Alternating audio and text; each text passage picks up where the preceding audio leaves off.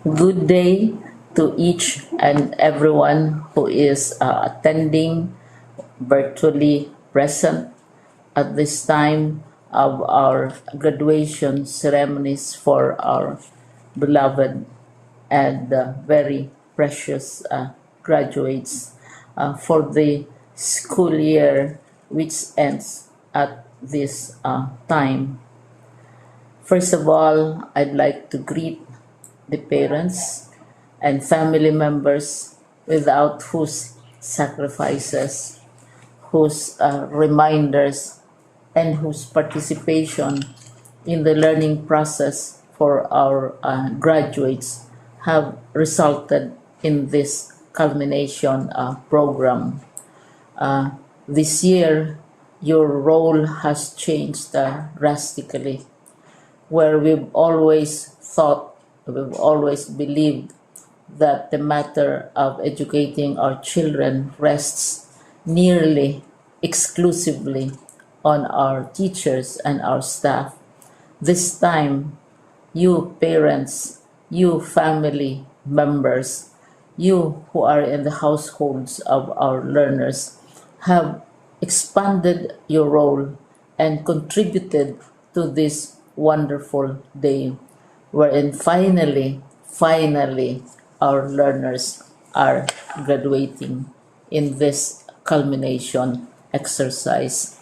So congratulations, because this year has not been very easy, has not been a picnic for our teachers, for our family members, as well, especially the parents, mothers, fathers, sisters, brothers, and all who have contributed to the achievement of our learners at this time. So, maraming salamat at congratulations, parents and family members. Mas malaki ang role ninyo at this time compared to earlier graduation exercises. Secondly, I would also like to greet our teachers, without whose very careful review and careful supervision of the work of our pupils and our learners, this event would not be taking place at all. And so thank you, teachers. Your role has also expanded, in addition to seeing to it that the modules are faithfully followed, the assignments are correctly implemented, and the learners are truly learning. And you have had to deal with new ways of assessing the performance also of the learners. So congratulations, teachers, for enduring, for your patience, for your love for our learners, and your willingness to engage in a way and methods of teaching which are different from those which are used to. Assessment must have been especially difficult for you, especially since you were not able to see most of the time our students in face-to-face meetings, and most of the meetings, of course, were virtual. We'd also like to thank the local government units for their interest, for their cooperation, and for their continuing contributions to the needs of education, even as our children do not go to school. Your donations of material as well as financial resources at this time are most welcome, and your advice has been taken seriously not only by our teachers, by our school officials, but also by our officials in the Department of Education. We continually talk with local government units, especially in times of disaster, in times of great need for classrooms, for space, and for responses to to unforeseen emergencies. Thank you, local government units. But of course, most of the congratulatory greetings fall on the deserving graduate. Each and every one of you is truly special. You are different from the other graduates who have passed through the portals of your school. You went to school practically without seeing your teachers, if at all. You went to school with your parents, your mothers, and your fathers hovering over your shoulders and seeing to it that you are able to complete your assignments. You are completing your studies at a time when examinations and assessments are different. You are culminating these long months of hard work at this time, even as you have to do family chores, even as you are distracted, and even as your world has turned upside down, and it seems and it appears as if we don't know what the future holds and what will happen next. But you have persevered, and now you are ready to graduate. And therefore, you deserve each and every bit of congratulations from us in the Department of Education, from your parents and family members, your teachers, from the officials in local government, as well as in the parent teachers associations. You deserve each and every single congratulatory pat on your back, each hug virtually, of course, and each greeting, which I am sure you are also receiving virtually. I don't know if you will remember this event many, many years from now. I have tried to recall myself who our graduation speaker was when I finished high school and when I finished my college studies. All I remember is that the graduation speaker was someone important, someone who was invited because that someone is supposed to give a message. What was more important to us graduates at that time was the excitement of the celebrations, the happiness and the joy of our parents, the sadness of parting from our classmates and from our teachers, and the enjoyment of all the graduation events that usually take place come commencement day. When I was a college student, we had a series of events which were designed to embed in our minds, which were designed to help us remember and not forget our days in college.